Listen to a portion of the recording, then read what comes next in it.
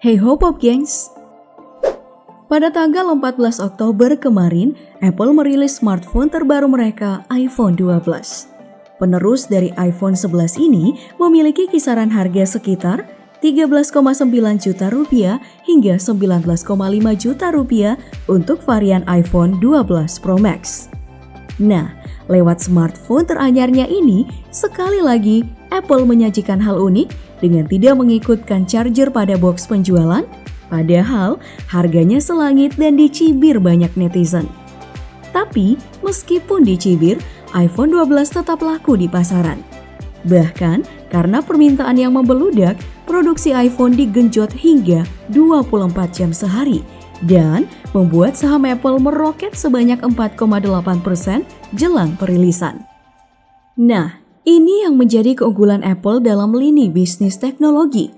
Senyeleneh apapun barang atau semahal apapun, kalau Apple yang membuat pasti laku. Terus, apa yang menjadi rahasia Apple? Mengapa barang mereka yang mahal selalu laku? Untuk menjawab hal tersebut, mari kita telusuri bersama di DP Explore kali ini, mengapa produk Apple selalu mahal.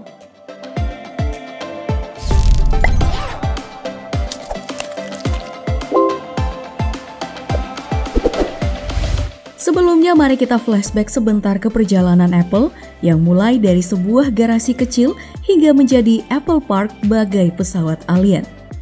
Melalui garasi kecil Steve Jobs, Apple Computer mengeluarkan produk pertamanya, Apple One, yang meyakinkan para investor bernama Mike Markula yang menyumbang 250.000 USD atau sekitar 3,6 miliar rupiah.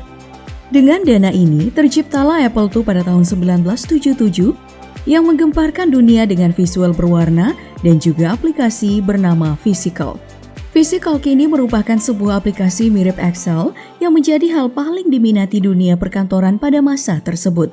Setelah keberhasilan Apple II, pada tahun 1980, Apple III kemudian diluncurkan namun tidak berhasil di pasaran akibat persaingan Apple melawan raksasa teknologi Microsoft. Kegagalan demi kegagalan terus dialami Apple hingga akhirnya Apple meluncurkan Macintosh dan mengangkat John Sculley sebagai CEO Apple. Macintosh memang terjual dengan permintaan yang cukup tinggi, namun internal Apple malah terpecah karena konflik antara Sculley dan Jobs yang mengakibatkan Jobs minggat dari perusahaannya sendiri pada tahun 1985. Apple yang ditinggalkan Jobs mengalami ancaman kebangkrutan. Makanya, pada tahun 1997, Apple membeli perusahaan milik Jobs dan menjadikan Steve Jobs CEO Apple Incorporation. Nah, kembalinya Jobs mengubah Apple kembali ke masa kejayaan dengan meluncurkan sebuah produk seperti iBook, iPod, dan iTunes. Lalu di tahun 2007, Steve Jobs melakukan penemuan terbesarnya, yaitu iPhone, yang menjadi warisan paling mengagumkan Jobs untuk Apple hingga hari ini saat iPhone 12 hadir pada tahun 2020. Lalu, kenapa Apple mahal? Ya, kata mahal memang pantas disematkan pada Apple yang melakukan markup alias menaikkan harga secara gila-gilaan pada produk mereka seperti pada iPhone 11. Berdasarkan data Tech Insight, modal yang diperlukan Apple untuk membuat satu iPhone 11 Pro Max hanya memerlukan modal sekitar 7,2 juta rupiah. Harga modal ini jauh di bawah nilai penjualan iPhone 11 Pro Max yang seharga dengan 18,99 juta rupiah. Jadi, setidaknya Apple menaikkan harga smartphone mereka lebih dari 2 kali lipat modal yang dikeluarkan. Tentu saja, ini salah satu langkah berani yang dilakukan raksasa teknologi asal Amerika tersebut. Jangankan membandingkannya dengan modal produksi yang digunakan Apple, jika melihat skor Antutu sebagai patokan performa perangkat, maka aksi nekat iPhone malah lebih gila lagi.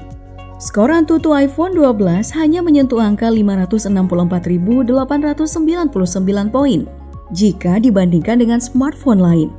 Namun, konsumen bisa mendapatkan Poco F2 Pro keluaran Xiaomi yang memiliki skor Antutu lebih tinggi, yaitu 572.947 poin dengan harga jual jauh lebih murah di kisaran 7 hingga 8 juta rupiah.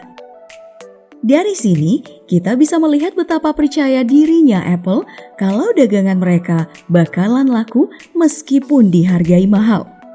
Kelakuan nekat Apple tersebut sebenarnya merupakan hal wajar ketika melihat brand equity atau ekuitas merek milik Apple.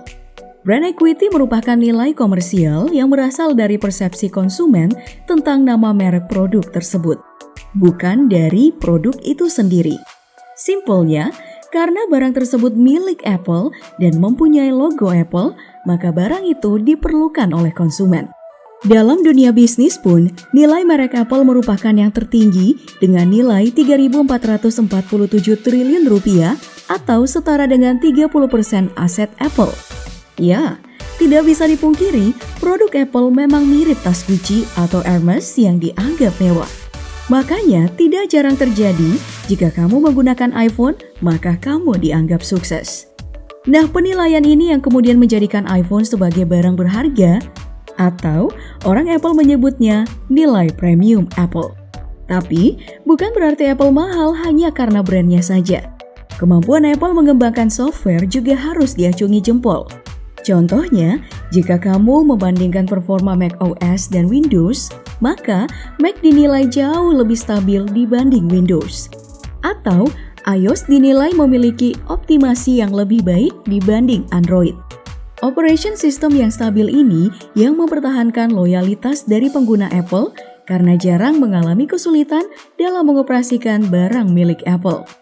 Makanya, Apple bisa membuat ekosistem yang eksklusif dan menyenangkan bagi pelanggan mereka, seperti membuat orang yang memiliki iPhone akan membeli iMac, AirPods, dan produk Apple lainnya karena nyaman dan terbiasa pada user interface Apple.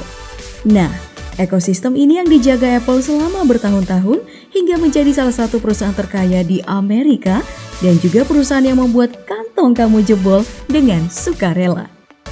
Nah, menurut kamu, apakah wajar membeli produk mahal iPhone sedangkan masih banyak yang murah dan lebih baik? Kita mau tahu nih jawaban kamu? Coba ketik ya di kolom komentar. Terus jangan lupa like, share, dan subscribe-nya. Sampai jumpa di video selanjutnya, Pop Gengs. Bye!